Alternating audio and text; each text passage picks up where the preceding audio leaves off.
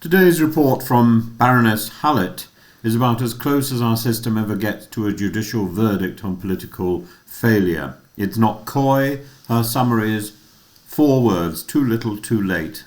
So let's try and set out what this first big political report actually says and what it means. The core charge are that avoidable deaths were present on a vast scale. Hallett accepts that ministers faced unenviable choices and that lockdowns carry profound social and economic harms. Yet she concludes that a national lockdown became inevitable only because of earlier acts and omissions. The headline finding is stark. Had mandatory restrictions been imposed 1 week earlier than the 23rd of March 2020, modelling suggests around 23,000 deaths in England could have been avoided in the first months alone.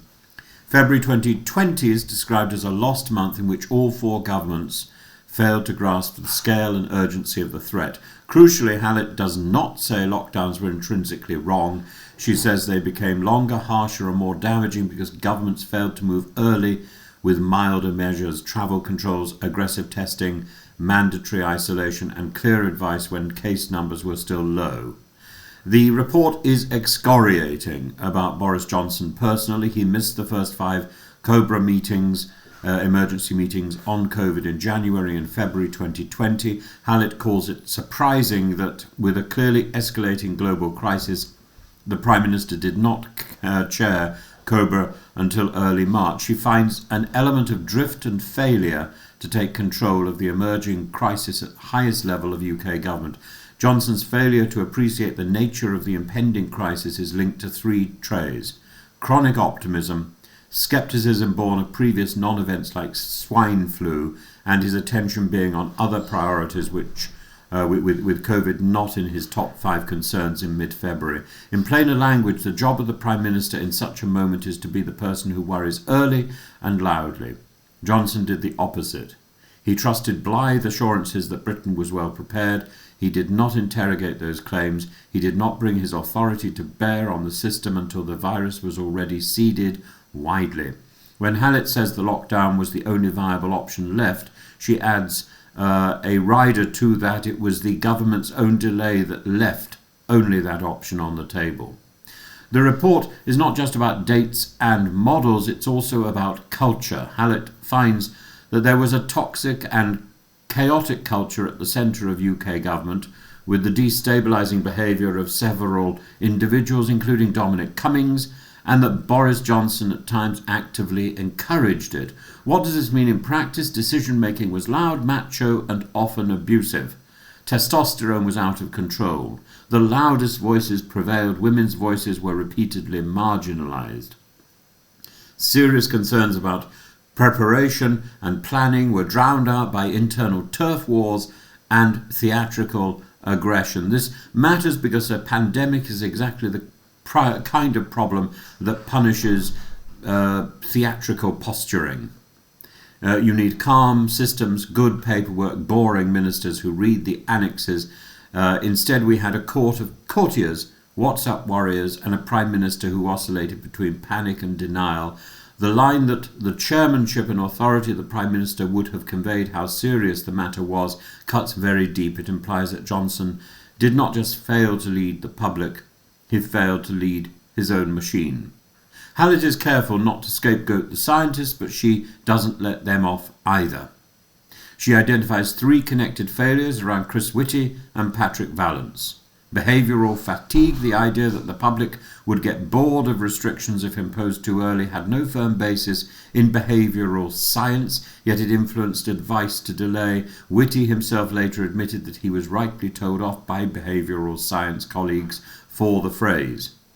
Because testing and surveillance were limited, advisers underestimated the scale and the speed of spread and thus the risk of NHS collapse until about the 13th of March. They knew data gaps were serious, but they didn't flag clearly enough that any of this this made any wait-and-see strategy inherently dangerous. Hallett says that advisers should have been explicit that their advice rested on contestable assumptions, not solid evidence, and that following it meant running a very high risk of overwhelming the health service. Yet, and this is crucial, she then turns the lens back on ministers. Leaders in all four governments failed adequately to interrogate the implications of the scientific advice, particularly after the near collapse of intensive care in northern Italy. In short, the science was imperfect, but the politics was incurious. Johnson, Hancock, and others treated following the science as a slogan, not as a duty to probe, to challenge, to ask, what if you are wrong, while there was still time.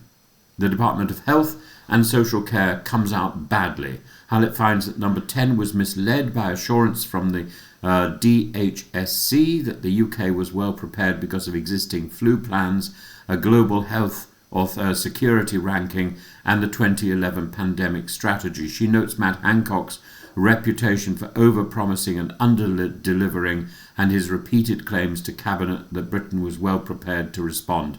Those assurances rested on plans that either didn't exist in any operational sense or had not been shared with the central civil contingencies structures. There were no overarching plans beyond flu.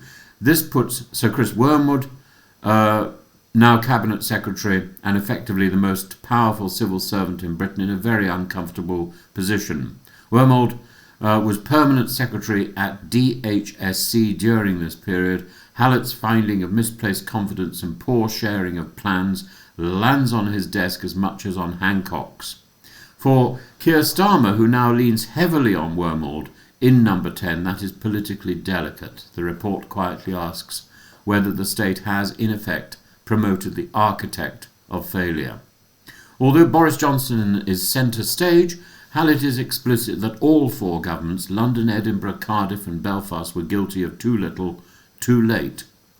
Early on, the devolved administrations also failed to engage with the threat with sufficient urgency. Later, different styles emerged. Wales moved towards a more consensual model. Scotland became highly centralised around Nicola Sturgeon, whom the report nevertheless describes as serious and diligent and willing to take responsibility. In Northern Ireland, the response was chaotic, marred by Sinn Féin DUP conflict. Most politically pointed is Hallett's conclusion that the personal antipathy between Johnson and Sturgeon damaged four-nation coordination and made COBRA less effective. In a future crisis, she says, leaders must put constitutional theatre aside and work together. The passages also included Gavin Williamson and schools and the children and the young people module, but they resonate with today's findings. They show what toxic and chaotic meant for children's lives. No serious contingency planning for school closures in early 2020. A paper on closures drafted overnight before the March announcement. A grotesquely misdesigned algorithm that downgraded thousands of exam results, which Williamson now concedes was quite clearly wrong. Panicked decisions in January 2021 sending children back to classrooms for a day before shutting schools again. Secret fallback plans for further closures, deliberately not shared with schools in case they used them as an excuse not to open. Williamson's own testimony describes Michael Gove comparing school closures to smashing a Ming vase on the floor to get people's attention, a metaphor that tells you exactly where children actually sat in the hierarchy of concern. Hallett's wider conclusion, echoed today, is that children paid a huge price, educationally, psychologically, socially, without their interest being consistently at the centre of decisions. Politically, this report does three things. It nails a number to the wall. The figure of 23,000 avoidable deaths will now sit alongside Partygate in the public memory of Johnson. It will be quoted in every future assessment of his premiership, and it pretty well ensures that he will never be in power again. It widens responsibility without diluting it. Johnson is marked as the central political failure. Cummings is named as a destructive force, which again seriously compromises his chances of gaining power again. Hancock and Wormwood are criticised for false reassurance and poor planning. Scientific advisers are faulted for scientific misjudgments, for specific misjudgments. Devolved leaders are told they also failed to move fast enough. This is a network of failure, not a single villain. It sets a template for the next crisis. Hallett's recommendations: stronger central emergency structures, Better data, honest explanation of uncertainty, serious training for ministers in understanding risk and evidence are essentially a demand that Britain grow up institutionally. Whether that happens is a political choice. At the moment, Johnson has indicated he has no plans to respond. Whitty is still Chief Medical Officer. Vallance is a Labour Minister. Wormold is at the apex of Whitehall. The system, in other words, has absorbed much of the criticism without changing its cast. Hallett is very clear. Her job is not retribution. It is to extract lessons while memories are still raw, yet there is a moral thread that runs through all 756 pages.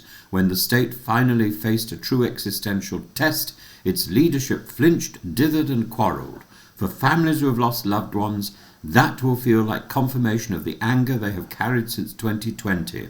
For those still in office, it ought to function as a kind of constitutional mirror. This is what happens when showmanship substitutes for seriousness. And if we are honest, the most important sentence in the report is not about Boris Johnson at all. It is Hallett's warning that unless we change how we govern, the next pandemic will produce the same pattern, just with different names.